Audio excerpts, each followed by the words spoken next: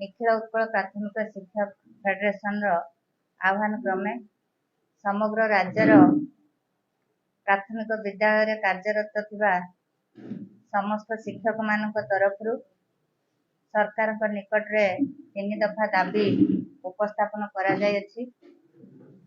सेही परिप्रेक्षी आज आम एक सांबादिक सम्मेलन अनुष्ठित करने को जाऊँ एवं यह सांबादिक सम्मेलन रे उपस्थित थिबा मोर सम्मान्य नेतृत्व राज्यर समस्त शिक्षक नेतृत्व उपस्थित थिबा मोर सांबादिक बंधुगण समस्त को आम संगठन तरफ स्वागत करुच्ची एवं अभिनंदन ज्ञापन करुच्ची।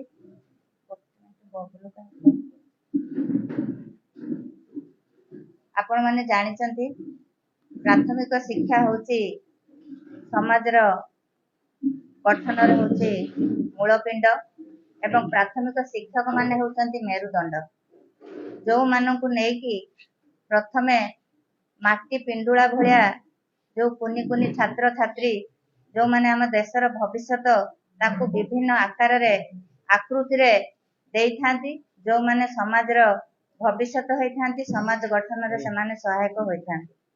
एही प्राथमिक शिक्षक मानकु विभिन्न समय रे जदि आमे बहुत आगु को जिबा देखिबा 45 टंका रे 110 टंका रे भी शिक्षक माने चाकरी करिकी ए देश ए जाति को बहुत भल मनीष देइचंती ए जाति को समृद्ध करिवार से माने सहायक होइचंती।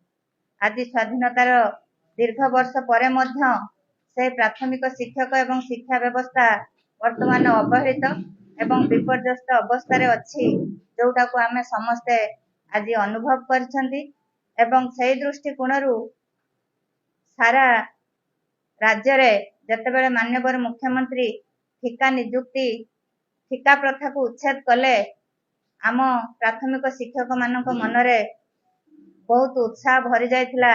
आमे भी ए ठिका नियुक्ति मुक्त पाइबा ए दासत्वरू आमे मुक्ति पाइबा सेबेठारू आमे ए ठिका नियुक्ति को ठिका प्रथा को हटेवा पाई सरकार निकट रे दाबी करि आसछु। गत नवेम्बर 27 तारिख 2022 नवेम्बर 27 तारिख रे 1 लाख रु ऊर्ध्व को नै शिक्षकों को नै कि राजरास्ता रे आंदोलन हेतिला आपण माने जानिचंती। सेथिरे जो 3टी दाबी थिला ठिका प्रथा उच्छेद करिकी हमर जो कनिष्ठ शिक्षक माने अछंती तांकु आमे नियमित करिबा एवं एई विद्यालय परिसर भितरे विभिन्न नाम रे हमर शिक्षक अछंती जो भलिया हमर एक्स कैडर शिक्षक कला एवं क्रीड़ा शिक्षक सेमानकु आमे हमर एलिमेंटरी कैडर भुक्त करिवा पई मध्य दाबी रखियछु एवं जो माने नियमित होइनाति ताकु मध्य नियमित करिया पई सरकारक निकट रे दाबी रखिछु एवं दीर्घ 6 वर्ष 8 वर्ष 4 वर्ष धरिकी जो भली भाबरे बहुत स्वल्प पैसा रे शिक्षक माने काम करछंती से पीरियड को चाकरी काल रे गणना करिकी ताकू हमको इनक्रीमेंट दवा पाई मध्य दाबी रखिछु। एथि सहित आपण माने जानिचंती सारा भारत वर्ष रे बहुत राज्य रे जोटा हमर 4200 ग्रेड पे बा केंद्रीय हार रे दरमा प्रदान बहुत राज्य रे हेई सारथिले मध्य बारंबार सरकार को पाखरे आमे दाबी उपस्थापना करिचु ए पर्यंत से ताकू कर्णपात करिनांती एवं आउ गोटे दाबी हमर जो नूतन पेंशन स्कीम योजना आरंभ करचंती आमे शिक्षक मानकर शेष संबल बा जने सरकारी चाकरी रो शेष संबल होची तार पेंशन से पेंशन ले से तार निजको गुटे अवसर नेला परे निजको गुटे सुदृढ़ भाबी थाए तार पेंशन को लक्ष्य करिकी से जो पुराना पेंशन को बातिल करिकी नूतन पेंशन स्कीम करिसंती सेटा को प्रत्याहार करिया पई मध्य आमे हमर दाबी रखिछु। तेणु गत 24 तारिख रे 24/7 रे समस्त संगठन तरफ रु आमे मिलित भाबरे आमे निष्पत्ति नेइथिलु आमे सारा राज्यर शिक्षक एकत्रित हबा एवं गोटे बैनर गोटे pad all Utkal primary teachers federation लो पेड रे आह्वान रे आमे समस्ते एई आमर समस्त वर्गर शिक्षक मानकर दाबी नेकी आंदोलन को उल्लेवा। प्रथम पर्याय रे आमर जिला स्तर रे प्रस्तुति बैठक 1/8 रे थिला। से मध्य श्रृंखलार सहित आमर संपादन करिसंती समस्त जिलार कर्मकर्ता माने एवं शिक्षक शिक्षयित्री माने। एवं गतकाली आमर समस्त ब्लॉक 314 ब्लॉक रे मध्य आमे डीओ जरिया रे ब्लॉक शिक्षा अधिकारी जरिया रे मान्यवर मुख्यमंत्री, मान्यवर शिक्षा मंत्री, मान्यवर मुख्य शासन सचिव, आमर विद्यालय गणशिक्षा सचिव, 5टी सचिव समस्त को आमे दाबी पत्र प्रदान करिछु।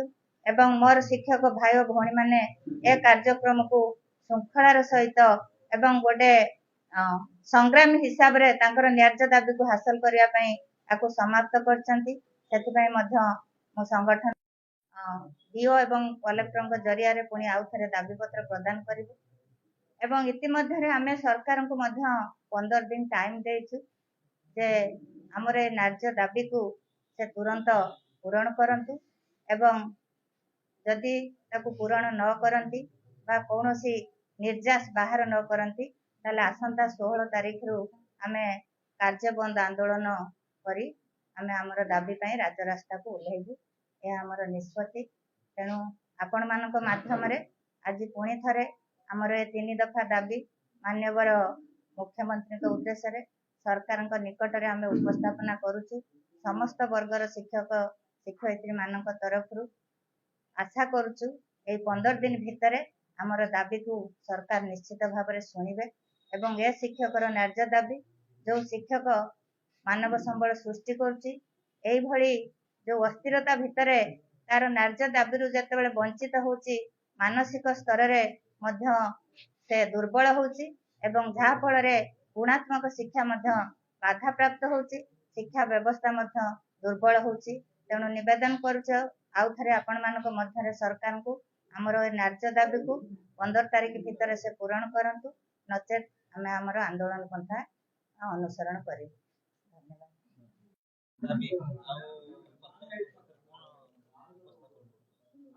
हमर आज आमे 3 दफा दाबी नै कि सारा राज्यर एलिमेंटरी विद्यालय रे कार्य करुवा समस्त वर्गर शिक्षक माने आमे एकत्रित हेछु। ए 3 दफा दाबी भितरे हमर समस्त वर्गर शिक्षक मानकर दाबी रहिछि। दीर्घ दिन धरि कि आमे सरकार निकट रे ए दाबी की बारंबार उपस्थापना करि आछी। गत नवेम्बर 27 तारीख ठू हमर आंदोलन आरंभ होइतिला। तापरे मुख्य शासन सचिव को अध्यक्षतार मध्य बैठक होइतिला।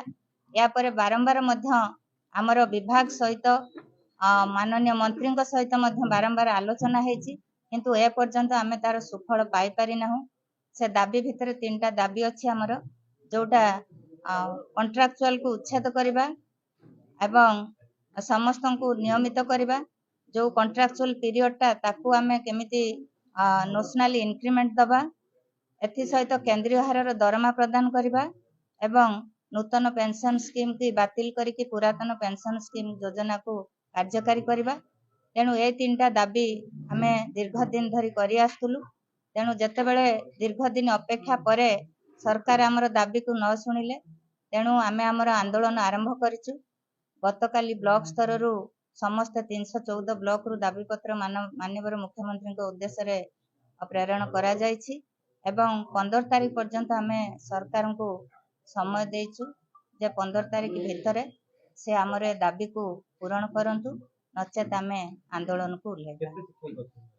आम पाखरे वर्तमान 1.5 लाख शिक्षक अछंती समस्त वर्गर हमर कला क्रीड़ा ठू आरंभ करिकि एक्स कैडर एवं आमे जते एलिमेंटरी रे अछु 1.5 लाख रु ऊर्ध्व शिक्षक हबु समस्त आमे एकत्रित हेइछु एवं ए दाबी हमर न्याय्य दाबी आमे बारंबार सरकार को पाखरे उपस्थापना करछु एवं आशा मध्य रखिछु एबे भी जे सरकार हमर दाबी की पूरण करिवे। तेणु आउ थरे मध्य आमे आपण मानक माध्यम रे सरकार को जणाउछु माननीय मुख्यमंत्री को जणाउछु हमर दाबी को से तुरंत पूरण करंतु नहले शिक्षा व्यवस्था दिन को दिन दुर्बल होछि। कारण शिक्षक मानकर मानसिकता उपरे मध्य यार प्रभाव पड़ुछि जेहेतु स्वल्प दरमारे सेमाने चलिबा को असुविधा होछि। एथि सहित हमर विभिन्न वर्गर जो शिक्षक रहिचंती विभिन्न समस्या रहिछि ସେ ସମସ୍ୟା ମଧ୍ୟ ଦିନକୁ ଦିନ ଶିକ୍ଷା ବ୍ୟବସ୍ଥାକୁ ଦୁର୍ବଳ କରୁଛି। ତେଣୁ ୟାକୁ ସମାଧାନ କରାଯାଉ।